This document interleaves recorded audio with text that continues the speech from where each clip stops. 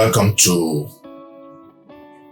Mental and Emotional Health series. I'm Dr. Pasi Amarebo, clinical psychologist. We've been dealing with the issue of rape.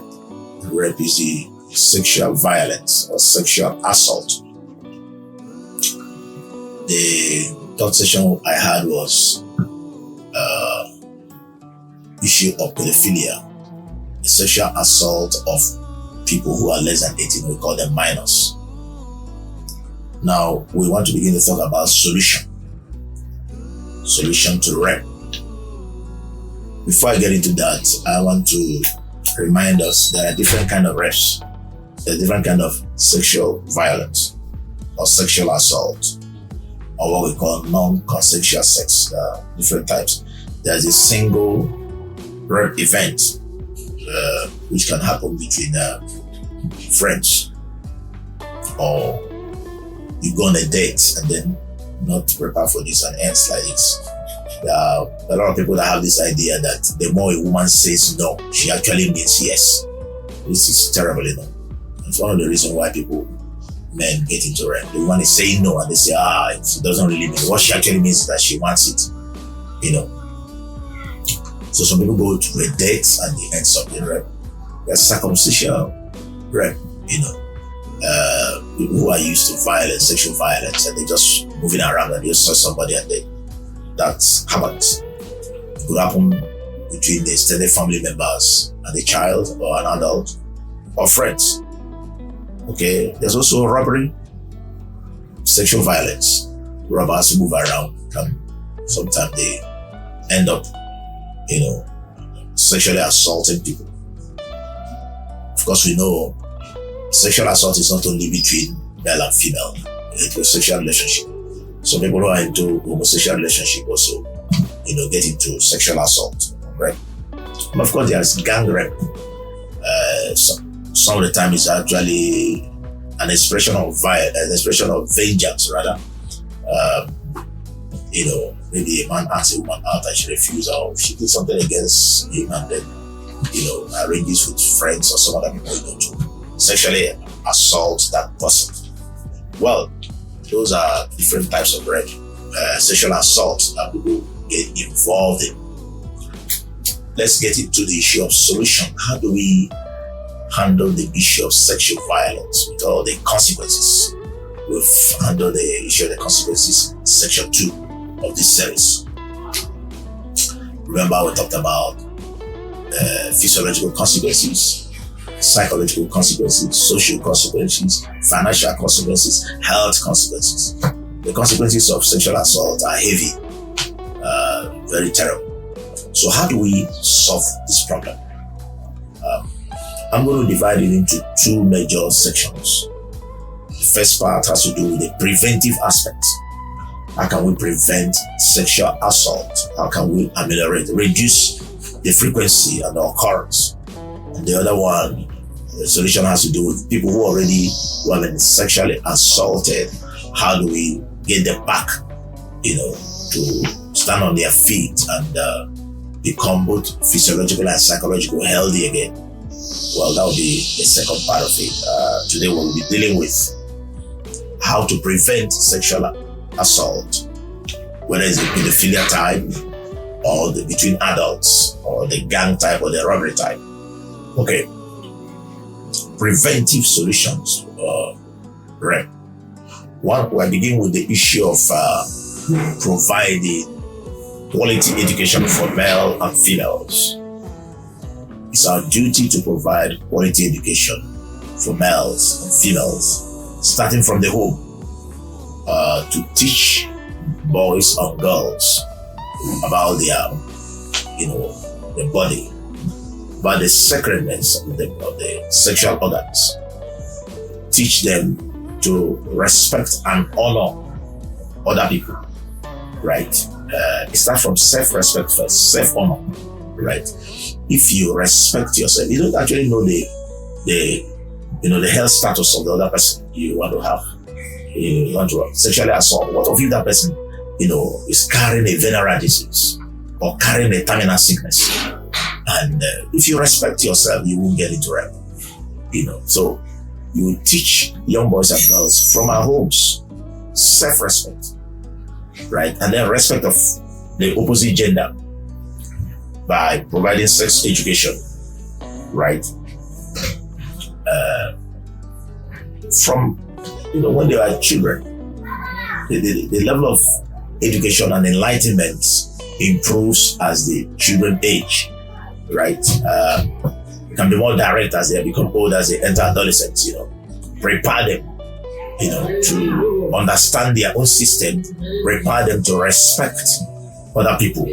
So sex education and the enlightenment is one of the ways to prevent it. If these children learn to respect themselves and respect others, of course they won't get involved in sexual assault. The second way to prevent sexual assault is legislation. Not just making the laws, but you make the laws and make sure that the laws count. Right? People who break the law, they bear the brunt of breaking the law.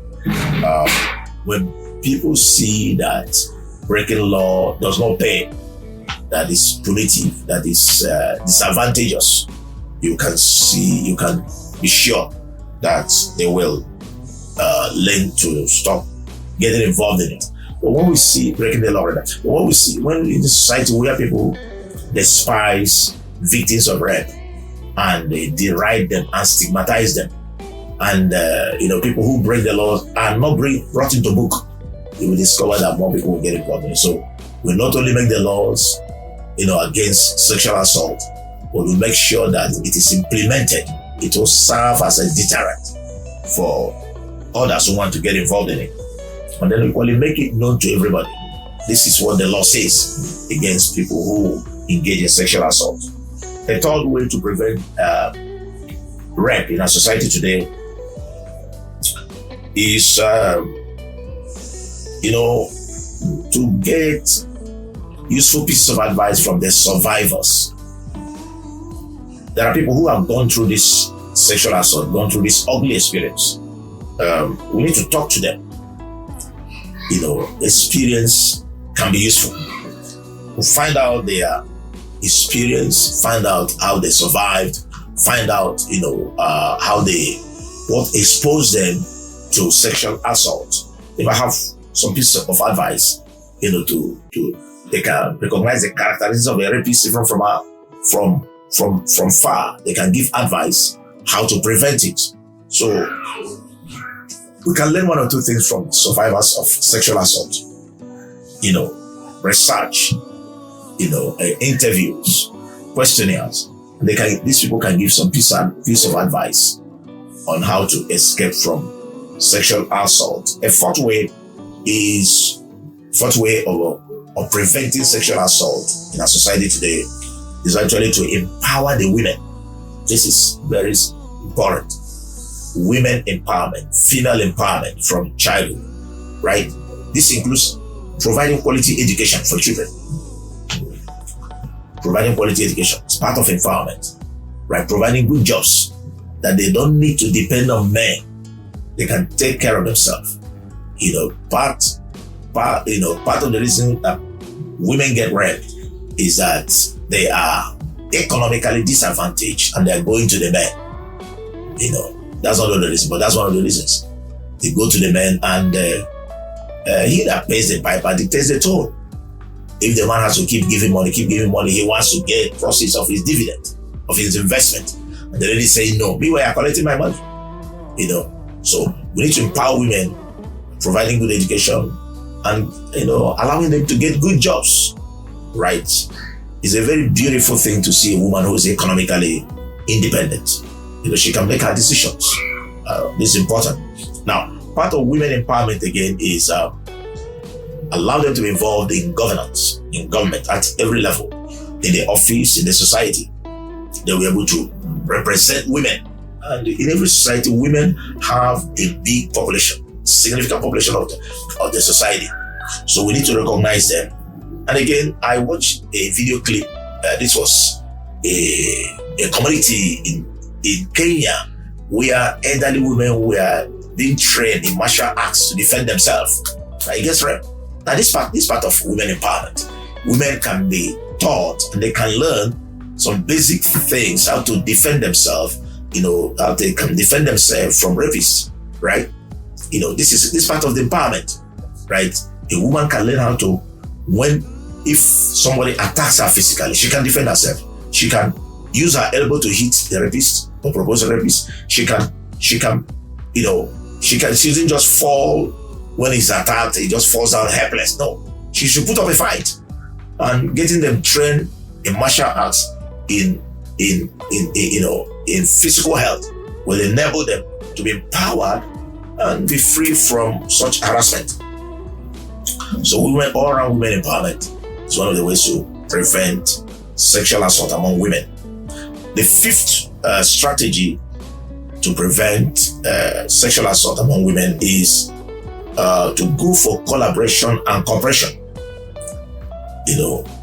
Families, women organizations, NGOs, and others, can come together.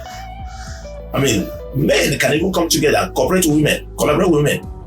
The legal system, the health system, the financial system, the local government, the state government, the federal government, all of them can come together and collaborate.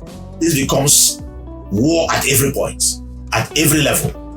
And we can quench this strange fire of rape in our society today by collaboration, by cooperation, right? Men think about it. Would you like your sister to be raped? So she'll be part of the voice against rape. Now, again, through modeling, successful men should actually champion in the battle against rape.